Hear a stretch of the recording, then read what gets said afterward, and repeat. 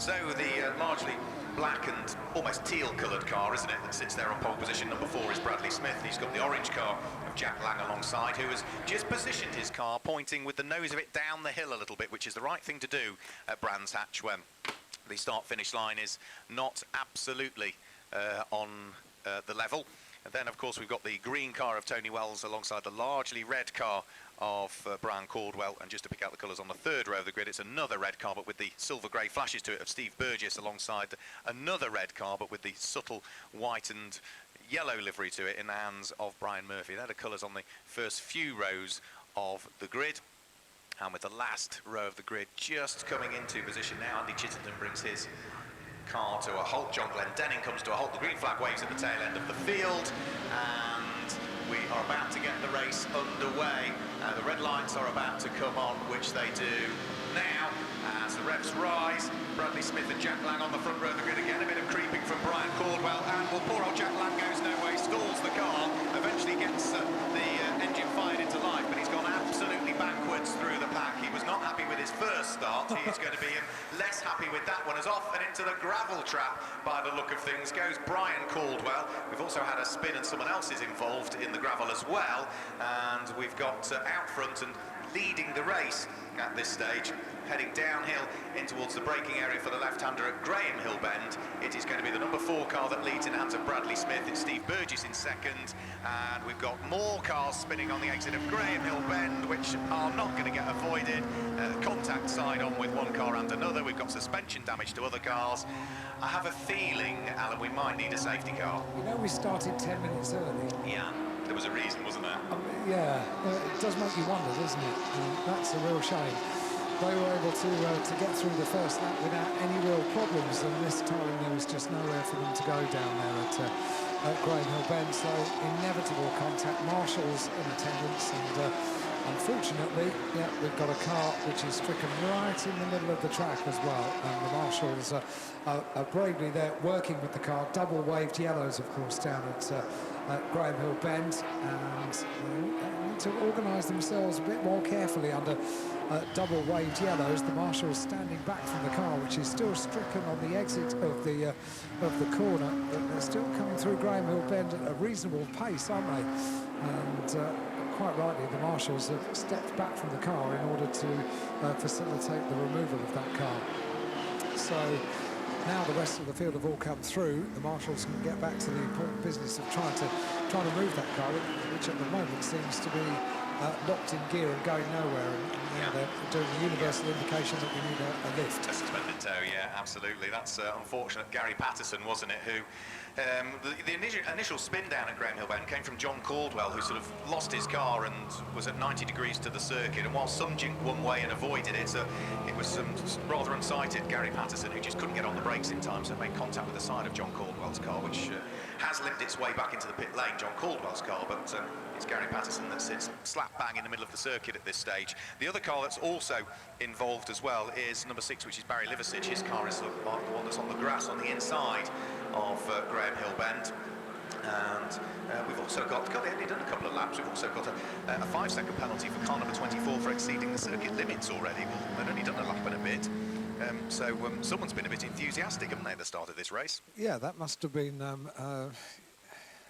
I'm trying to work out, because you have to get the warning first of all, don't you, before you get the before you get the 5-second penalties. Well, what's even strange is that we don't have a car number 24. I'm just looking down for it. I'm as perplexed as you are.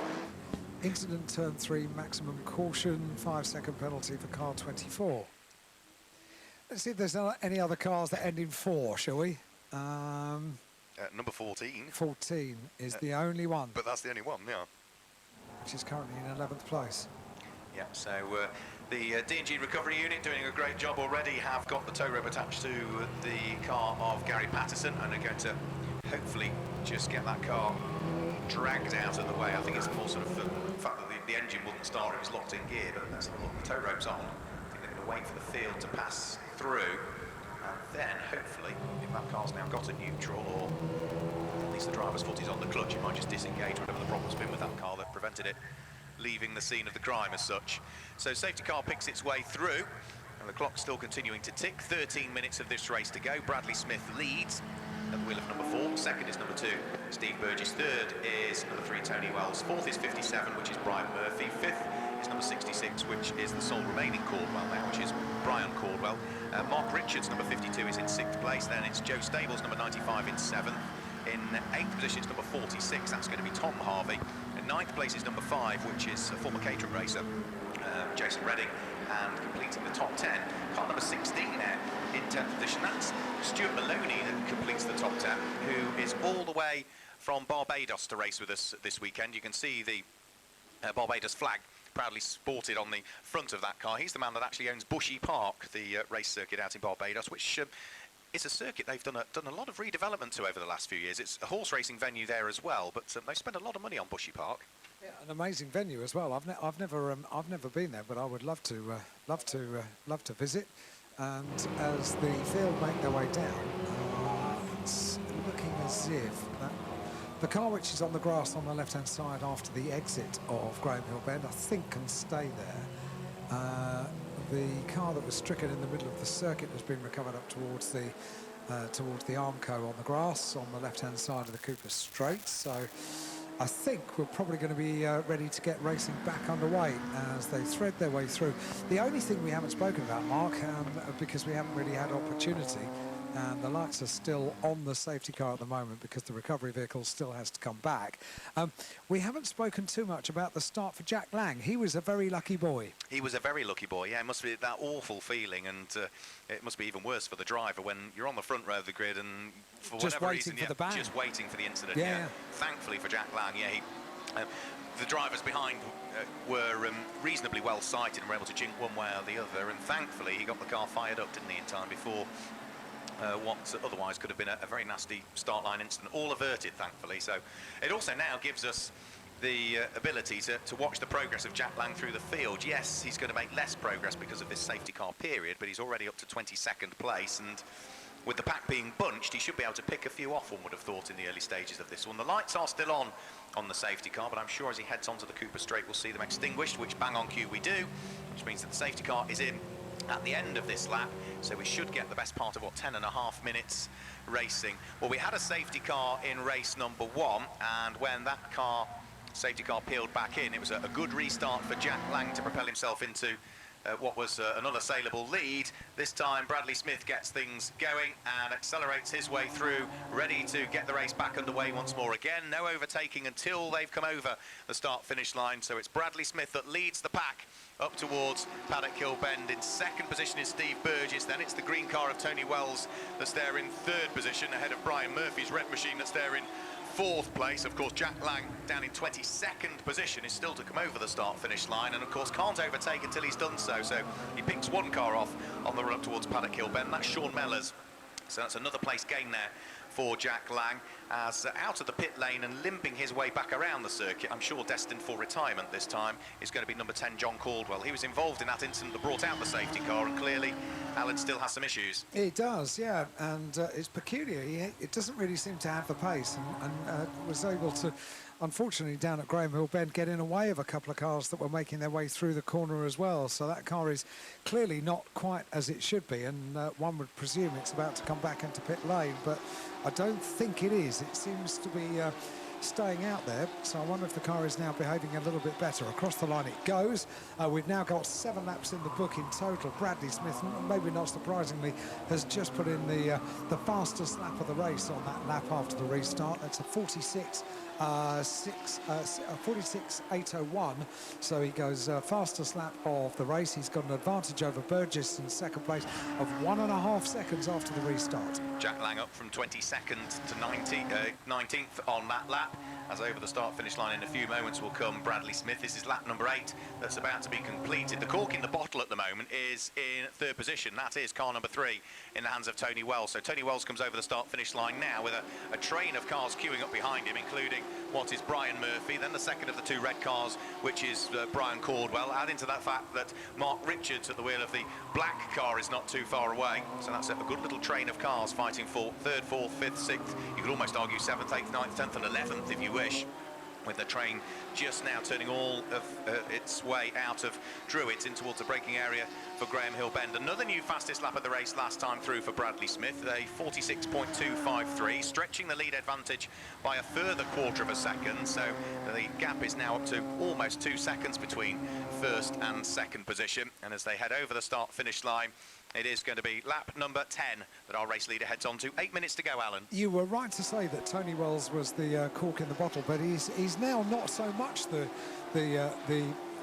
front of the train, is he? Because he's pulled away a little bit from number 57, Brian Murphy, in 4th place. So maybe Murphy is more of the cork in the bottle himself. They all close up, and that's not surprising, under braking as they go around Druids. But I think in 3rd place, the number 3 car of Tony Wells had a bit of an advantage at the start of this lap. That advantage seems to have dissipated slightly now as they go down the Cooper Straight towards Surtees, and he falls back into the clutches a little bit of the 4th place car as they head through McLaren up towards Clearways, and the conclusion of another lap at the end of this one, which already Bradley Smith has done. Across the line he goes, so the number 4 car across the line. 10 laps are in the book now. Another fastest lap, a 45.613, so lap after lap now. The man that started on the outside on pole position, on the inside of the front row of the grid on pole position, is now consolidating his advantage. It's now 3.009 of a second, the advantage for the race leader Bradley Smith. 10 laps completed, and fastest lap as well, 45.613. Yeah, so it looks as though there was a poor exit that time out of Graham Hill Bend for the car that's in 5th position, which is Brian Caldwell. That's dropped him away from the clutches of Brian Murphy, who was trying to attack, and has now put him right into contention with Mark Richards, number 52, who occupies 6th position. Mark Richards also under pressure from Joe Stables at the wheel of car number 95. So over the start-finish line they'll go. Leading pair already through. Another new fastest lap of the race for Bradley Smith. We've got a car in the gravel trap, however, up at Paddock Hill Bend, which is bringing about the waving of the yellow flags. So marshals on hand, driver clambering out, and the car that's come to grief in the gravel trap up there is Mark Hignett. So that's the number 8 car that's going no further. He's out the car now, running away. So he's in a place of safety, which is good news, but I'm not sure the car is it? Safety car. Yeah, I had a feeling that might be the case. So a recovery required, and this is difficult. Bradley Ellis is up here in the commentary box with us once again. I know you're working, Brad, and you're watching your driver, but when the safety car's out, you don't have to worry too much about him. But you know about these cars, and you also know about these races and the way they pan out. When you have a safety car and then you get a few racing laps and another safety car, you can't get in a groove, can you? It's not so much that. I think it just leads into the tyre temps dropping and then everyone else pushing like crazy again straight after the safety car. So a lot of people make mistakes. So it's not so much the driver's not in a groove, it's that they're not allowing for the drop in tyre temp. So they'll make a few more mistakes, which will make the racing hopefully exciting. On a day like today, after a safety car intervention, how many laps to get the tyres back up to temperature when you're under racing conditions? Just be another lap or so. As long as you're pushing hard still on that lap, you should only take another lap to get them back up to full. It's still reasonably chilly out there, isn't it? Yeah, it's very cold outside. It's nice and warm in the commentary box. Well, you're up here, isn't it? You've taken your jacket off now. So, yeah, it's a bit like a greenhouse up here, which is great, which is absolutely super on a day like today. But it is pretty chilly down there as the recovery, the snatch taking place in the gravel trap over at the bottom of Paddock Hill Bend. I almost called it Gravel Hill Bend. Well, I suppose that's more appropriate today. We've had a few cars over there, haven't we, in the gravel, and we've got this recovery that needs to take place. Won't take too long once it does happen, but as Brad has just said, the tyre temperature, that's the thing. Incident turn 1, maximum caution indicated on the screen, but when the safety car is out, the clock continues to count down, and it's now counted down to 4 minutes remaining. So 4 minutes remaining for our second race of the day for the Radical Challenge. And plenty more racing coming up this afternoon for you as well. Straight after this, we'll have the first race of the weekend for the Toyo Tyres Racing Saloons. Lotus Cup coming up, and monopostos with the moto engine cars. Another race for the Toyo Tyres Racing Saloons. Another race for those that you see out at the moment, the Radical Challenge. F3 Cup and Toyo Tyres Production BMW's qualifying rounds out our afternoon. So a full and varied programme of tin tops and single seaters all coming up for you this afternoon, and throw in a few sports cars as well. And that's how we've got day one panning out for you here today at Brands Hatch. And of course this is a new addition to our MSVR race weekends here at Brands Hatch. We're also live broadcasting around the world with not just the audio but with television and live timing as well. So wherever you are, wherever you're watching, welcome along. I hope you're enjoying the coverage. We're in a safety car period for the recovery of a car down at Paddock Hill Bend, which that recovery appears to be coming to a conclusion now. And with just 2.5 minutes remaining on the clock, this is going to be very much a sprint race when it gets back underway. And it's not going to, I don't think, at the end of this lap, because the safety car lights are still on as it heads around Clearways. The BMW safety car heading through Clearways up towards Clark Curve, still with the amber lights flashing on the roof of the car. So there's going to be at least one more lap behind the safety car. And as Brad was saying, keeping the tyres up to temperature, that's the major concern. And now you can see them really weaving the cars from side to side as much as they possibly can. Safety car will be in this lap, but there's only, what, 1 minute and 45 seconds remaining, so the last lap board is out at the same time, Alan. Wow. So they've got little choice than to, as Bradley suggested, over-pushing on cold tyres. Well, they've not got a great deal of choice in reality, have they? Final lap of the race is about to start. This is going to be good then, isn't it? It's going to be a good lap, as it was certainly going to be an exciting lap, because the safety car heads down from Druids. It's still got its lights on at the moment. They'll go out in a couple of moments. It'll head down the Cooper Straight. Bradley Smith weaving the car from side to... I nearly called him Ellis. Very, very close. John Bryant, who of course takes photographs for snappyracers.com, is busy snapping today. He's racing, isn't he, this weekend as well? I thought he'd be having a day off from taking photographs, because he needs to concentrate on competing. Once a photographer, always a photographer. Here we go, safety car in, and the BMW peels off to the right-hand side. A one-lap sprint about to get underway. Here we go, we're about to get things underway. Bradley Smith away and gets the race back underway. The last lap board, as we say, is out, so they will head over the start-finish line. Bradley Smith leads the race. Steve Burgess in second place. Tony Wells there in third position. Certainly for the first two, they've got a good restart, haven't they? It's Tony Wells again, who just needs to watch his mirrors. He's got Brian Murphy not that far away. Then there's the second of the two red cars, which is Brian Caldwell. And if you add into the mix as well that Mark Richards is nipping at the heels, any one of those three could potentially still be on the podium at this stage. But there's only 15 seconds to go as Bradley Smith charges his way through Surtees, through McLaren, up towards Clearways Corner. The checkered flag is being readied for them this time through. In fact, is it? Yep, checkered flag is being. One more lap to go. An extra lap they're adding in, so they will come over the start-finish line. The clock has ticked to 0, but they've given them an extra lap to get things going. And well, for Bradley Smith, I'm sure he'd have rather seen the checkered flag on that lap. Probably matters not, Alan, because it was a good restart, wasn't it, from him? It was a great restart, yeah, and they have to be ready for anything to react to any instruction that they're given. They may have thought that that was going to be the last lap, but they need to press on and do another one. We've got another one off in the gravel at the top of Paddock Hill Bend, and in a big cloud of dust. We can't identify who that is. Mark, I'll leave you on that one, and I'll make sure that Bradley Smith gets around these final few turns to take the checkered flag without a problem. Out of Clark Curve he comes, and the checkered flag is prepared down here on the start-finish line. It's going to be a win for Bradley Smith. Car number 4 across the line. Car number 2 in second place, and the gap between the top two, Burgess in second place, 1.3 seconds, and Wells completes the top 3.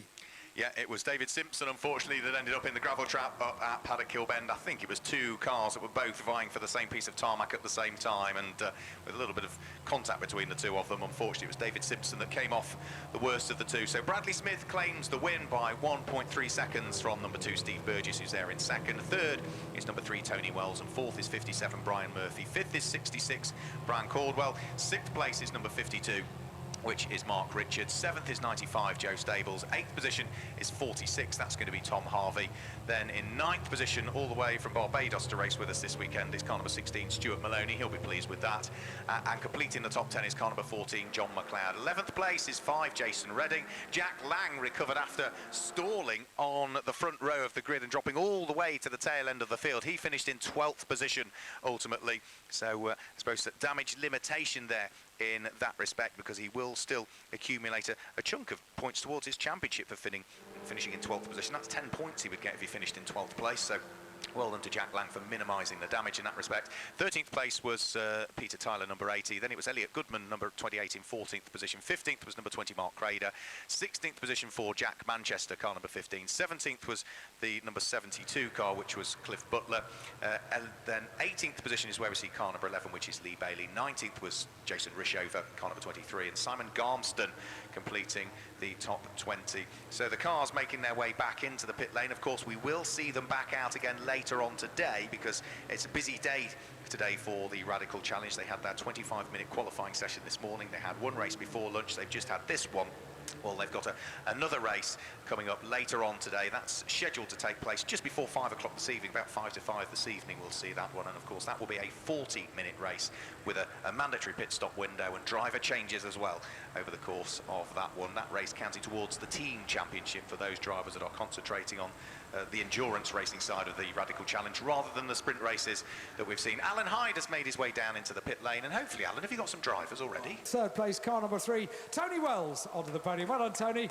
Congratulations. Makes his way up to Amanda at the far end of the podium, where a trophy is standing by and a bottle of bubbly as well. Well done to Tony Wells in third place. In second place, one step higher, Steve Burgess. Well done, Steve. Congratulations. Makes his way on to step number 2, where Amanda is standing by with congratulatory kiss and a trophy and a bottle of bubbly as well. And then to our winner, Bradley Smith. Well done, Brad. Congratulations. Makes his way onto the top step of the podium. I'll have a chat to them all in a couple of moments. A nice round of applause for them. Thank you, Amanda, for making the presentation. They pose with their trophies. Bunch up together, guys, and we'll have a nice picture of all three of you on the top step of the podium. They're not going to spray champagne, or are they? No, of course not, no. Bradley gives me a look as if to say, are you joking? Got another race to look forward to this afternoon. That was difficult to get into the groove, to get tyre temperature and all of that kind of thing, wasn't it? Yeah, definitely. I mean, you know, the temperature compared to yesterday is a lot cooler, so how we set the car up, it's completely different. So yeah, just especially with a safety car, trying to keep it warm and make sure we get good restarts. Well, looking at the weather forecast, yesterday the high was 22, today the high is 11. It's half the temperature. That makes a significant difference, doesn't it? Yeah, definitely. You know, we've had to make some tweaks on the cars and stuff, you know, just to get the tyre working, but no, it seems paid off. No, it really did. The restart was good, the start was good. Yeah, definitely. I mean, previous years here, I've had awful starts off of pole, so I made sure plenty of wheel spin, and then at least we can get away. But Jack got the terrible start today, didn't he? Did you notice? I didn't, to be honest. I was focusing on sort of stopping the wheels from spinning. But you know, I mean, you know, he's come on strong, and I'm sure he'll be bounced back in the next one. Sure he will. Very good. Well done. Steve Burgess made one further step up on the podium. Yeah, that's a good race. I got a nice start. Everyone else around me was wheel spinning, but I managed to get the power down. So I went from 5th to 2nd. Are they reasonably tricky to get off the line? Yeah, exceedingly, yeah. Yeah, I did rather wonder. It's a very fine line between a stall and lighting the tyres up. Yeah. Especially with a slight incline on the start and the cold tyres, it's very difficult. I noticed a couple of the cars just roll a little bit, but they once they do that, it's impossible to stop it and then get it started again. They have to just go with the roll, I suppose. Yeah, it's hard when it's hard to heel and toe, you know, because you've got your foot in the clutch, one on the accelerator. Yeah. You don't want to heel and toe on the start line. No, so I guess that's not deliberate, but it's the only way of not stalling. Well, it shouldn't be done really. I mean, we were all meant to be standing still, so... Yeah. Okay, thank you, Steve. It's good to get that insight into how difficult the cars are to get off the line. So take me your start. Yeah, well, it was better than the first time, wasn't it? I bogged down with not enough revs in race 1, so race 2 was really good. But again, Brian was like a missile off the... I mean, I got a good start. Bradley got loads of wheel spin. Brian was around the outside. I had to back out, but then he had no chance to get through paddock. So. It was a busy opening lap as well, wasn't it? Much busier than race 1. Well, yeah, and then I got bogged down in 5th gear after paddock, so Steve got me into Drews, and after that it was well, 2 safety cars didn't help, did they? You didn't get too many racing laps, did you? It was difficult to find a rhythm, but the car was much better then, so that was good. Okay, very good. And another race to look forward to. Busy day for you lot. Yeah, it's all right. Keep fit. It does keep us fit. Thank you very much indeed. Well done to all three drivers on the podium for our second race of the day for the Radical Challenge. Thanks to Amanda for making the presentations. Tony Wells, we just heard from in third place. Steve Burgess in second. And a very happy winner, Bradley Smith.